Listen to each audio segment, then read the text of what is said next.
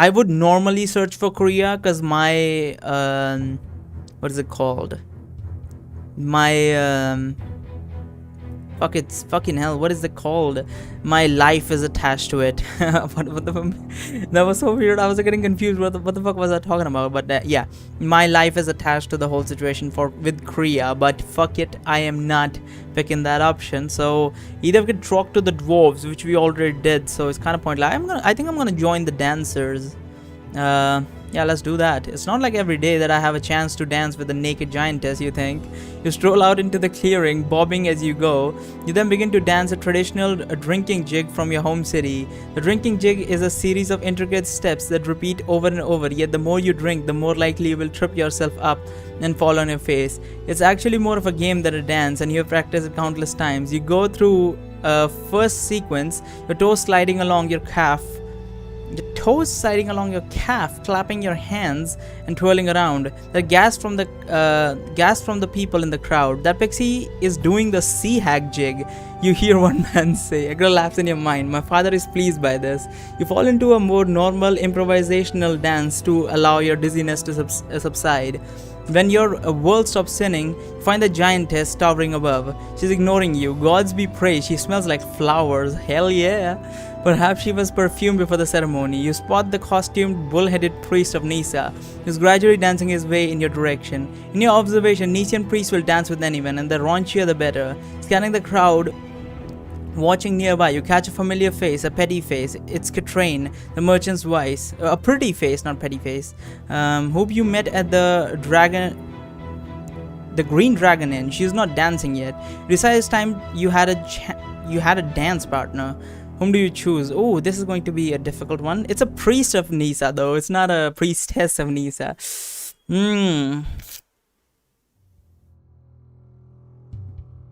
I think Katrine is not a good idea because she will realize my dance moves. I do believe I danced with her at one point. She will definitely be able to tell that the similarity. She obviously won't be able to point it out, but she would be able to do that. So I think I'm gonna go with the giantess. It's probably a bad option. Keep in mind, I can 100% tell you the giantess is the bad option, considering she's like a holy individual.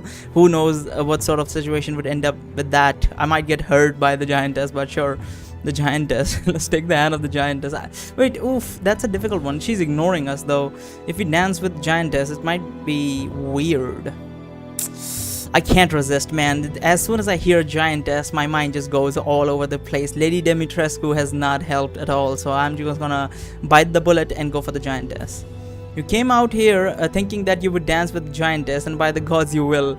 Bowing rhythmically like a bird, you mosey up closer to the giantess. Her eyes continue to stare straight, well over your head. You wave your arms as you dance, hoping to attract a little attention. Meanwhile, you notice that there's some uproar from the crowd. You distinctly hear the word sacrilege. Yeah, I guessed as much. Oh shit, morale increases 1, life increases 2. Suddenly there's a great weight on your back. Twisting around, you see that the priest of Nisa is trying to mount you from behind. You push him away, but he's rather strong. There's a blinding flash of light, and then next thing you know, you're face down in the dirt. You look up to see Buman, the acolyte standing just behind the standing just behind the dance circle, his arms up with his palm out. You will not defile the great totem with your perversions, he shouts. Naval scrotum, what an ass, mutters a voice next to you. You look over to see the costume head of the bull lying beside you. The priest of Nisa is splayed out on the ground nearby, his wild curly hair over his face and a trickle of blood running down from his nose. He grins at you. The Salathian bastards always ruin the party. Okay, that was worth it. That was worth it. We found a fun one. The Salathian bastards always ruin the party. The Nisa priest leaps to his feet, does a mocking bow to Buman, then pulls you up. He then grabs his bullhead, sticks it on, and runs off into the stunned crowd. Why was he trying to like hump me or something? What was that? Oh, I think he was trying to jump on my back, like one of those really funny things, like, you know, the guys jump on each other's back and just like run around. It's fucking weird. How do I even explain this? It happens, but it happens. I have experienced something along those lines. That's fucking funny though. But regardless. In your peripheral vision, you see a shapely figure standing motionless. It's Kriya with her arms behind her back. From behind her back, she reveals a leg of a mutton. What? What is this? It's Kriya with her arms behind her back. From behind her back, she reveals a leg of a mutton in one hand and a flask of. Oh, okay. It's food. I was like, what the fuck? Where did the mutton man show up? Will this convince you to stop dancing? You nod with a grin. Come, says Kriya, tilting her head. Let us enjoy. I should have danced with a. You know what? Actually, I have the urge. It was totally worth it. You know what? Actually, I'm gonna wait. When we get to the best choices of the chapter, I'm gonna dance with the priest of Nisa. I think it would be very much fun to dance with the guy, and I think I will go with that after. Yeah, I don't know. Yeah, I also realized I don't know if Katrine likes dark elves or not, so she might not take my offer. But I think Nisa would be fun to dance with. I'm gonna go with him. Hopefully when we do the the best choices of the chapter. All right, come, says Kriya, tilting her head. Let us enjoy this away from prying eyes and eager ears. Follow Kriya to the moat, and you both put your backs to it. She hands you the bottle of wine. She sighs and shakes her head. For future reference, dark elves rarely dance, and when they do, it's not like that. These people will remember this day, you say as you take a swig from the bottle. We need a plan, says Kriya. I thought the plan was to simply kill the interloper, you say as you take another sip of wine. To do that, we were to get into the party to get near her. We have done that, but the deeper we go into the rings, the more security there is. We should have struck in the outer ring. Kriya shakes her head, takes the wine from you, handing you the half-eaten leg of mutton. No opportunity has presented itself, that is true. When will there be? You ask. Are we supposed to strike as he's off draining the dragon? Meanwhile, if we keep staring at him, he's bound to notice. The ceremonies end in the castle, says Kriya. There are many chambers there, places to get him alone, and no way to escape if events do not unfold to our advantage, you say. Kriya scoffs. I thought you wanted to enter the castle, says Kriya. That is where the gold is. You take a bite on the mutton. Your elven teeth are excellent for tearing meat. Very nice canines. I also have very nice canines, by the way. I have really sharp teeth. Like my canines are so sharp that it looks like one of those Asian girls that file their teeth down to like make their canines look like fangs. I essentially have fangs, but not on the top part of my jaw. It's not on the upper. The upper canines are just normally sharp as most people's are. I think the bottom canines of my mouth are just like fucking sharp as shit. Like sometimes I even cut my own damn tongue on it. Like they are fucking that sharp. Like they're not pointy sharp. Like it's not like every time I touch it I just like tear my fucking tongue open. But they're fucking sharp, I will tell you that much. Believe me, biting your tongue accidentally does not end well for me. It fucking hurts way more than it should.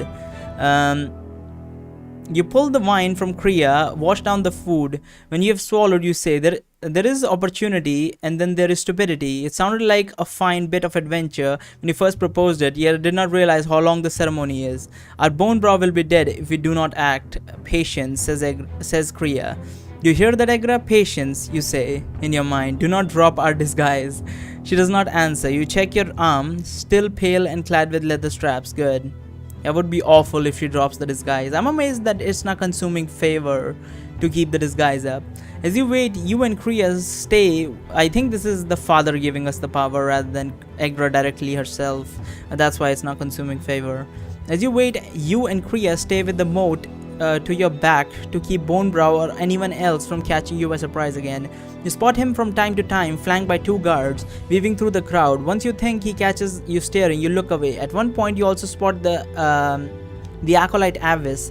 Yet again, she glares at you as she passes by. You pretend not to notice her. You suppose you ought to count yourself lucky that the Alathian high priest has not taken an interest in you, or so you hope. You are definitely not going to opt for dark elf transformation again. Maybe a gnome? People seem to like gnomes. Yeah, that would have been better. This was awful. As you eat and drink, Kriya drops hunks of mutton into her knapsack, eventually prompting you to ask her how much she really thinks of a dormant rat? How much she really thinks a dormant rat?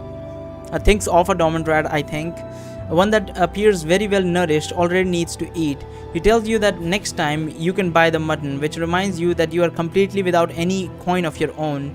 Ever since the Thogian temple, not that you had much before. The past is the past, you think. Egra, you must help me loot the Duke's castle without mercy. Your champion should not be a beggar. Egra laughs. I rather prefer my champions desperate. You hope she is joking. You take comfort that you still have the longbow. Perhaps you can sell it to one of those wealthy merchants, a genuine dark elven weapon of the Underdark. A genuine dark elven weapon of the Underdark. The singing and dancing, oh, please, do not go to that one woman to sell it. I highly doubt it. It's not an antique, by the way. Yeah, it shouldn't be that woman. Now, the singing and dancing goes on as you finish the mutton and wine. The refreshments make the blinding daylight bearable. At one point, wasn't it raining just now? Why is it daylight? At one point, you turn and drain the dragon into the moat. Oh, okay, drain the dragon I think means pissing. I think I was like, what the fuck was it? Drain the dragon? I don't quite get that. I think it just means pissing. At one point, you turn and drain the dragon into the moat as Kriya hisses threats at you. You spot a pair of guards on the wall beyond, spying on your elven manhood. They disappear beyond the ramparts before you can taunt them. You take this opportunity to inspect yourself. The cave pixels are not so poorly equipped, you say over your shoulder. Kriya makes a scoffing noise. It is your design, is it not? I'm surprised you are not slapping the water with it. Are you peeking? You chuckle. Still not as bad as it is. Rather pale, and the lack of hair is feminine still. It's good that there's a lack of hair. I don't like pubic hair. Well, I don't like any sort of hair. Just like hair, like eyebrows, like inside your nose and ears. That's fine, and on your head, I suppose. And I don't like any other type of hair, like on the body or like pubic hair and like armpit hair. Fucking hell. I don't know why. It's just like it's not something that I like at all. Like it's very difficult to even watch porn sometimes when there's like pubic hair and stuff. It's a bit weird. Are you not finished yet? Kriya hisses. You laugh as you put yourself away and turn back from the moat. Given your love of dark elves, I would not blame you for peeking. That moat guards the inner ring and is not a sewer like the outer moats, seeds Kriya. I will strangle you myself if we get thrown into a dungeon for such an idiotic. Something's about to happen. Life decreases 1. You lose Kriya's word as something grabs your ankle with a vice grip. You're yanked off your feet and your chin hits the ground. You slide for a moment, then you're underwater. Surprisingly, you can see clearly enough. Kriya was right that the moat is not so much a sewer, and evidently your eyes are good in the subdued light. Unfortunately, clouds of mud are kicking up, threatening your visibility. There's a tentacle around your ankle. Another trying to wrap around your leg. This might just be a fucking Thog? I don't think he might have slipped in here, but it could be possible that monstrosity from Thog Temple. The tentacles lead to something you cannot see clearly in the growing cloud of silt below. There is at least one large eye. Despite your diminishing visibility, this monster is familiar. Monster of Thog, you think. This one is not nearly as large. Yeah, it's not Thog himself, it's just Monster of Thog. That makes more sense, as I said. This one is not nearly as large as what you had witnessed in a Thogian temple, however it's plenty strong. The moat is about 4 meters deep. I thought it would be deeper, but 4 meters deep, and the monster is already at the bottom. And now with a tentacle around your leg, the thing has a terrible hold on you. Swiftly it pulls you into the underwater cloud. You will need Egra's help, that much is for sure. Changing form would perhaps help, but you're unsure if you have enough favor or time to use the underwater. A few other options come to mind. What do you ask for? A slippery spell, that's pointless. Command spell. Favor 2. Distraction, illusion of a Lathian priest. None of these are good because slippery spell is not going to do anything underwater. Command spell is not going to do anything considering it's the enemy god's monstrosity that probably does not have a mind of its own. Distraction, illusion of a Lathian priest is not going to do anything, but why the fuck would be a Lathian priest underwater? So I think I might just have to beg Egra to handle it. Okay, Egra, please save us. You don't want to be taken by Thog, you say. Hopefully, that will spur her to call upon her father to bring down some trick or another. Maybe he will turn you into a massive shark. Fool champion, you cannot always use that thread. Presently, find yourself blind inside the cloud of silt. Something, probably another tentacle, wraps around your torso and squeezes you, unless you finally succumb to your death. Okay. I died with that.